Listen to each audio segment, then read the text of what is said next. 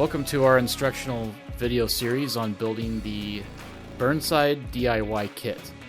In this video, we're going to go over how the timber and suspension is installed. So on all of our kits, we've already done this part for you, so all the hard work is done. But we'll walk you through how that's installed in case you ever have to remove it, or if you'd like to remove it during the build of your kit. So first, what Tyler's doing here is he's hanging the, I call them the suspension modules for the timber and suspension. It's all held on by grade 8 hardware. So he hangs the suspension, everything is pre-drilled, ready to go. So he's going to bolt that up.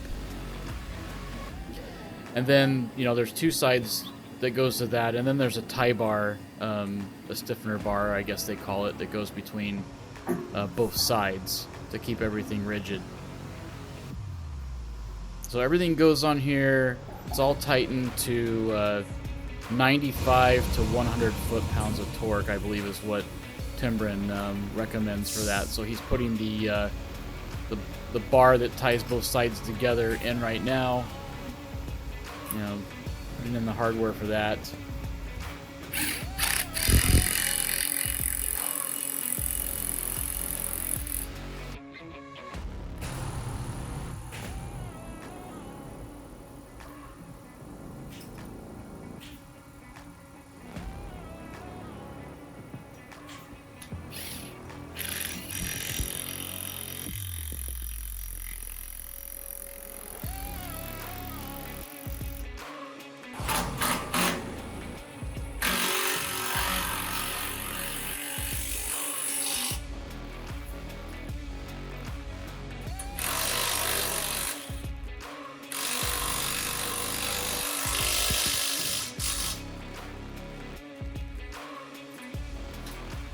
And like I said previously, this part is all done for you. It's going to come, you know, your kit's going to come on a rolling chassis with all of the timber and suspension already installed. And if you order brakes, the brakes are going to be installed. So here he's running everything down with an impact driver. And then what'll happen is they'll come back through with a torque wrench and torque everything down to Timbren's spec. So if you disassemble any of this suspension while building your kit, it's important to go back through and make sure that you've torqued everything down adequately.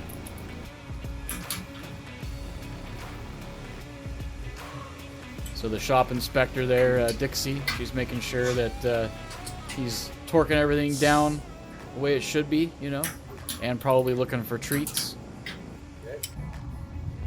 So if you do that inside bolt first and then follow it up with the outside bolt here in this step, it's much easier to get everything in place.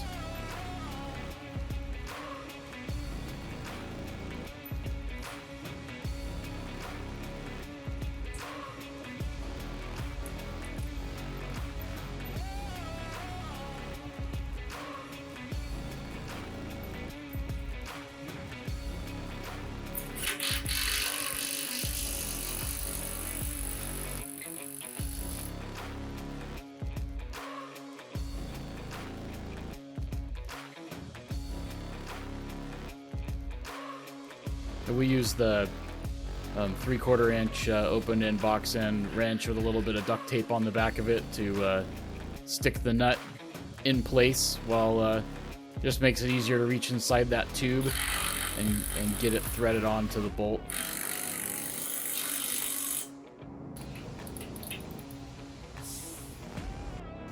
Now he's going to go back through and torque that down to spec.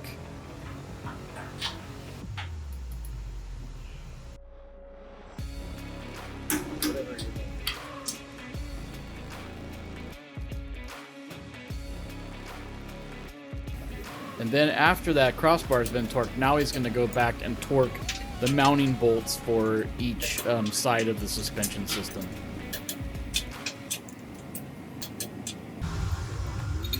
So now he's at the point where he's going to mount the spindles to each side.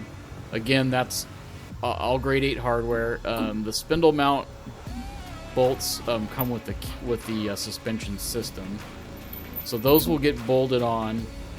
He'll bolt them on loosely so that he can do the alignment. And that'll be in a following step here.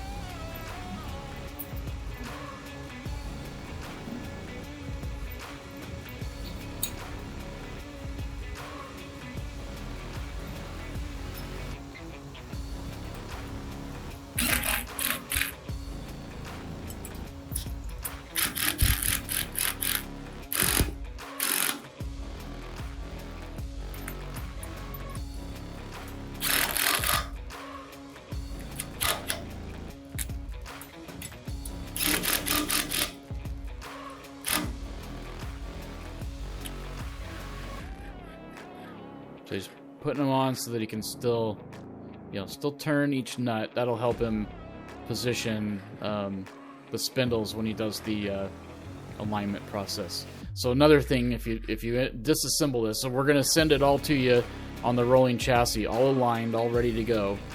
We've already done the process for you.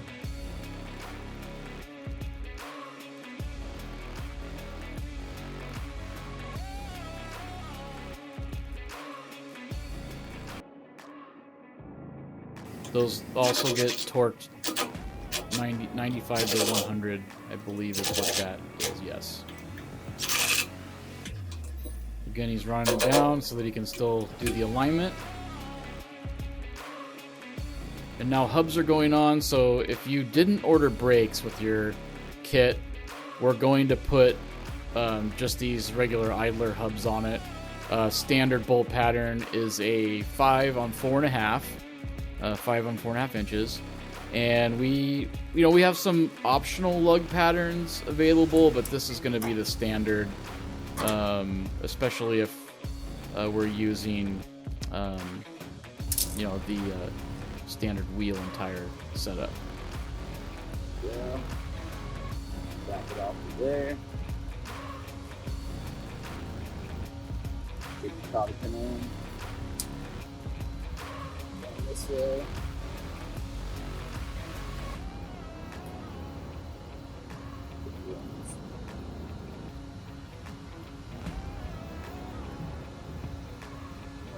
So we've done the initial, initial run in on the bearings, getting them seated.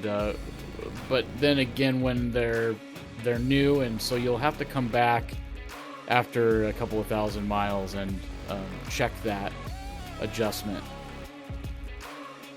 So here Tyler's going through the alignment process.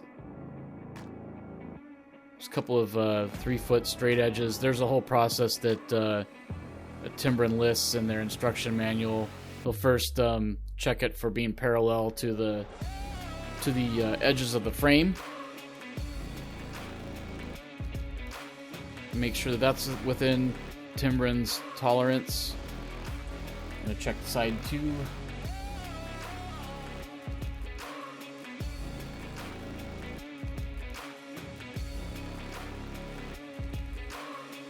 And now he's going to do a cross check to check toe in and toe out between both sides. We'll also check for triangulation on the tongue. Dixie's making sure that we're getting the measurements right.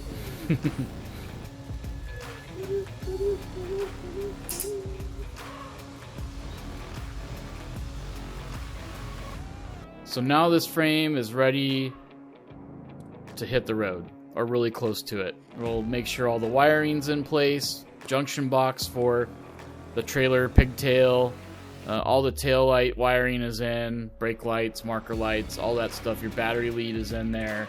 That's what's laying on the ground there.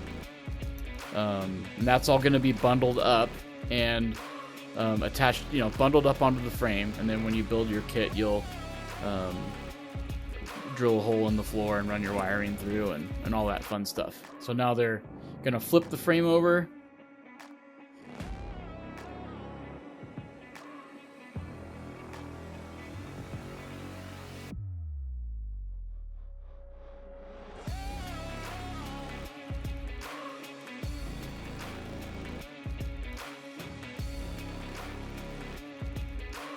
so that it's right side up, and from there they'll put wheels and tires on. We also do the pre-wiring for the brakes, so if you order your kit without brakes to begin with, and then you want to add brakes, you can see the two crimp caps there behind the Timbren. That's the rough end for the brake circuit on the frame. And then to top it off, we're already wiring in the frame for all the lighting, battery lead, that's all done for you. So it's a matter of connecting your battery, running the leads up into the body of the trailer, which will come in the future down the road as you're building your kit. Future instructional videos. And start packing the kit, the flat pack, on top of that. So then the kit will be ready to go. It'll have tail lights on it.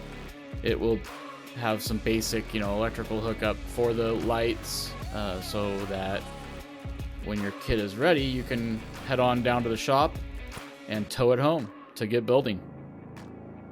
So here he's bundling up the wiring, that's excess wiring that's going to run up into the kit. Oh, I misspoke actually. That in this step he's finishing the wiring for the brakes. So if this trailer had brakes on it, which I imagine it does, all that wiring is going to be done. So this just eliminates any question on whether or not the wiring is set up right, the brakes are set up right, the suspension's set up right. This takes all the guesswork out of that. We're trying to take as much of the guesswork out of building a kit that we can. Don't want to leave you searching for parts. Don't want to leave you wondering if things are up to spec. And we're going to remove those caps, and what we'll use is a heat shrinkable butt splice. So that's going to get clipped, and then he's going to tie in some heat shrinkable butt splices so that no road grime gets in there. It'll knock down any corrosion that can occur. So those will all be done, ready to go. Nice solid connections on everything. Now he's going to tie the other side of the trailer in. Make sure he has a good tight connection. Everything gets a good tug to make sure that we're not going to lose connection anywhere. It all gets tested too before it leaves the shop, so that there's no question. He'll come back with the heat gun and shrink those butt splices down so they're nice and tight. Gotta make sure those zip tie tails are cut off.